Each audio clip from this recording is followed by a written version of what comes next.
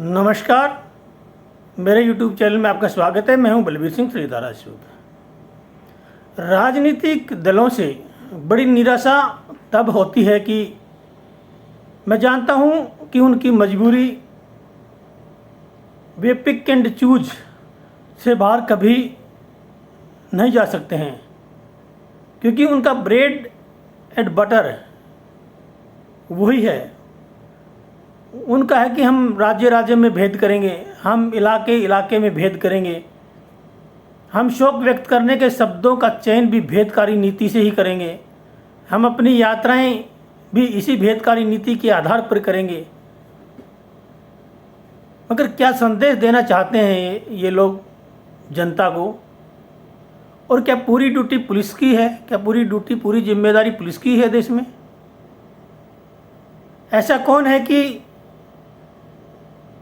जो कहे कि मेरी दृष्टि समदृष्टि है? एक पत्रकार को जिंदा जला दिया गया शाहजहांपुर में, मगर बोलने वालों ने तब भी बोला था, क्योंकि बोलने का साहस सब में नहीं होता है। सब सच नहीं बोल सकते हैं। अगर कोई सच बोलेगा वो बड़ी मुसीबत में, बड़ी मुश्किल में फंस जाएगा, क्योंकि सच बोलने वाले ही बोल सकते हैं। सच बोलने की हिम्मत सभी में नहीं होती है।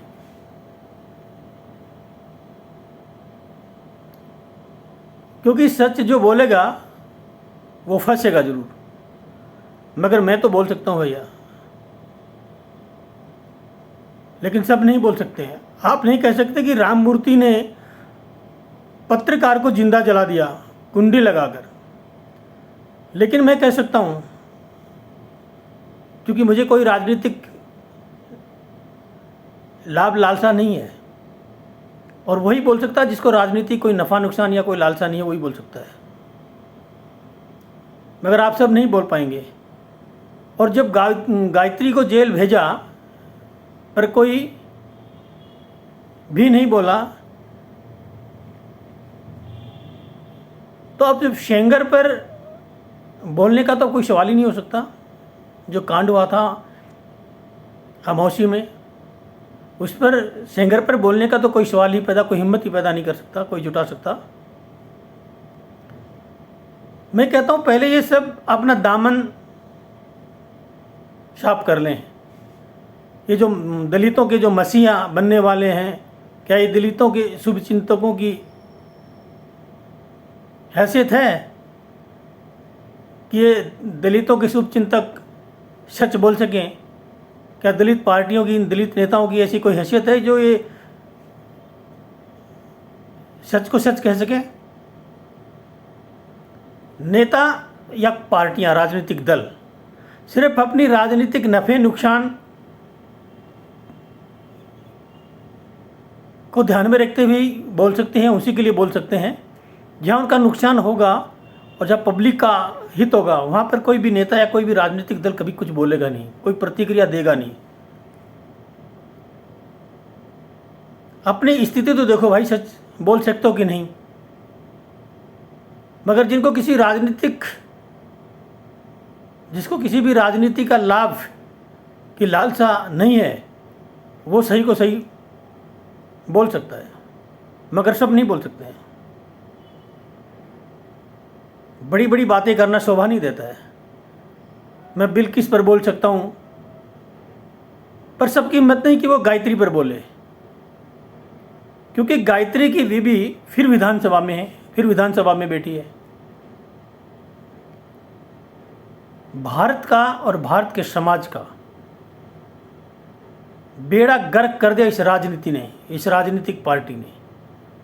ये राजनीतिक पार्टियों ने इस समाज का बेड़ा गर्क कर दिया है।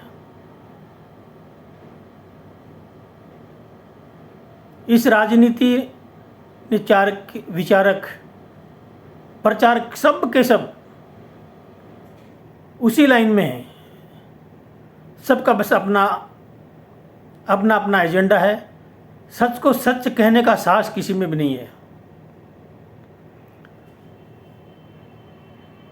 राजनीतिक लोग, राजनीतिक पार्टियां कभी भी एक सुर में बात नहीं करती हैं, कभी भी किसी बात पर स्पष्टीकरण देते हुए सच बोलने की हिम्मत नहीं रखते हैं। बदायूं पर दूसरा स्वर, फर्रुखाबाद पर तीसरा स्वर, जौहराबाद पर चौथा स्वर। भाई ऐसे कोई काम होता है क्या? अपना स्वर एक रखें राजनीतिक लोग या राजनीतिक पार्टियां। मैंने तो अपना स्वर एक रखा जीवन में। राजनीति से लेना देना है या नहीं है, और एक ही रहेगा। और जो नासमझ हैं वो पहले तो अपनी समझ को बढ़ा लें, अपने ज्ञान को बढ़ा लें। जो राजनीतिक लोग जो अनाप शनाप ऊट पटांग जो बोलते रहते हैं, पहले तो ये अपनी समझ को बढ़ा लें और फिर कुछ बोलें। और महिलाओं के प्रति होने वाले अपराधों में जब तक हम प्रामाणिकता के साथ हम कुछ अचीव नहीं कर पाएंगे, जब तक ये तंत्र पूरा, जब तक सुव्यवस्थित ना हो जाए जो सजा कराता है। अपराधियों की गिरफ्तारी तो हो सकती है, पर सजा करवाना एक बड़ा लंबा प्रोसीजर है। अपराधी को पकड़ना एक चैप्टर है। मैं पुलिस का आदमी तो नहीं हूं, पर थोड़ी समझ है, उसके हिसाब से मैं आपको बता रहा हूं। अपराधी को पकड़ना एक चैप्टर है, लेकिन ये भूमिका यहीं पर ख़त्म हो जाती है। जैसे ही अपराधी पकड़ा गया, ये भूमि का पहला चैप्टर वहीं बंद हो जाता है। उसके तुरंत बाद एक बड़ी लड़ाई शुरू होती है, अपराधी को सजा दिलवाना। ये बड़ी लड़ाई है, ये बहुत गंभीर लड़ाई है। इसमें बहुत ज़्यादा संसाधनों की जरूरत होती है, बहुत ज़्यादा संसाधनों की डिमांड होती है, बेहतर आईक्यू की डिमांड होती है। पुलिस फोर्स में एक सक्षम अधिकारियों की ज़रूरत होती है, और फिर खुले हाथ पुलिस को अपराधी मिले, इसकी भी ज़रूरत होती है। ये भी पुलिस की डिमांड होती है। ये भी सज़ा दिलवाने में एक अहम भूमिका निभाती है। पर कभी पार्लियामेंट में किसी नेता से या किसी नेता के ट्विटर से ये देखा क्या 74% एक्यूटल रेट क्यों है? कि किसी नेता को इस पर चिंता करते कभी देखा नहीं ना। अपराधी को पकड़कर कोई फायदा नहीं है। जब अपराधी को छोड़ना ही है, वो छूट ही जाना है, तो उसको पकड़कर भी कोई फायदा नहीं है। कभी किसी बड़े बड़ों को शर्मिंदगी उठाते देखा आपने इस अपराध के मामले में? कभी किसी को देखा कि क्या भाई हमें कम से कम 50% से ज़्यादा कंजप्शन चाहिए ही चाहिए?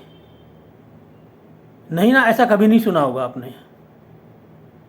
फिर क्यों ये राजनीतिक पार्टियां, राजनीतिक ये लोग, नेता, ये क्यों फिर ढोल नगाड़े बजाते रहते हैं? 74% का मतलब है सिर्फ 26% को ही सजा मिल पाएगी, बाकी सब छूट जाएंगे। वजह चाहे कोई भी हो, कारण कुछ भी हो, गवाह नहीं पहुंचा, कोई और कारण, मगर 74% अपराधी पक्का छूट जाएगा। और अपराधी का छूटने का मतलब आप जानते हैं, आप देखते हैं कि अपराधी का छूटना, जैसे ही अपराधी छूटता है, वो उससे भी दुगनी वेग से, उतनी भी दुगनी गति से फिर से वो आक्रमण करता है। और इसकी चिंता हम करेंगे या नहीं करेंगे? लेकिन जब ट्रांसफ़र, पोस्टिंग, ये सब सांसदों का स्ट्रगल है,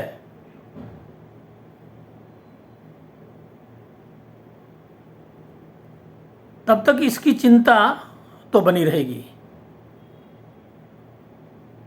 अगर सांसद विधायकों को मंत्रियों को ये ताकत देनी होती तो संविधान ही दे देता। अगर मुख्यमंत्री, प्रधानमंत्री, सांसद, मंत्री को अगर ये ताकत देनी ही होती संविधान को, तो संविधान दे देता। सुप्रीम कोर्ट ने भी कहा कि एक बोर्ड बनेगा, उसमें प्रोफेशनल लोग रहेंगे और वो लोग ही तय करेंगे कि किसका ट्रांसफ़र करना है और किसका ट्रांसफ़र नहीं करना है। ये नेता नहीं करेंगे। अभी क्या चलन है? अभी है कि 100 ट्रांसफ़र की लिस्ट आती है, IAS IPS बहुत प्रकार की, उसमें एक लाइन लिखी जाती है व्यापक लोकहित में। कभी किसी ने व्यापक लोकहित को डिफाइन किया है? पता लगा इसका मतलब क्या है? दरअसल राजनीतिक हित होता है। व्यापक लोकहित का मतलब हकीकत में राजनीतिक हित ही होता है। इसको राजनीतिक हित ही लिखा जाता है, राजनीतिक हित को ही लोकहित लिखा जाता है ये राजनीति की भाषा के अंदर।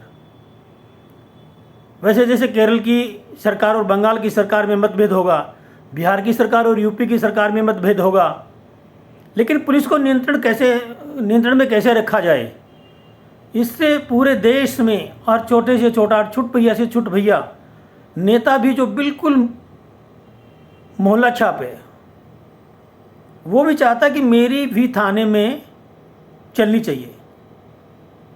और जब तक ये लालसा जीवित है कि मेरी भी थाने में चलनी चाहिए, मेरी भी पुलिस में चलनी चाहिए, तब तक बड़े न्यायिक बदलाव की उम्मीद इस देश में शायद ही की जा सकती है। अपराधियों को पकड़ना ना मुश्किल नहीं है, अपराधियों को पकड़ा जा सकता है। एक तो दूसरा रास्ता कि इनकाउंटर में मारे जाएं वो, या फिर जेल जाएंगे तो उसमें तो आपको पता है कि कम से कम 74% छूट जाएंगे, 26% को ही सज़ा मिलेगी, बाकी सारे छूट जाएंगे। तो इसलिए इस पूरे तंत्र को चेंज करने की बहुत सख्त ज़रूरत है।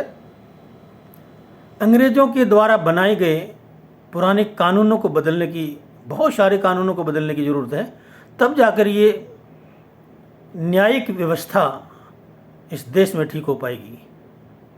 आज के अंक में बस इतना ही। कल फिर मिलेंगे किसी और अंक में। जब तक शेयर करिए, लाइक करिए। जय हिंद, जय भारत।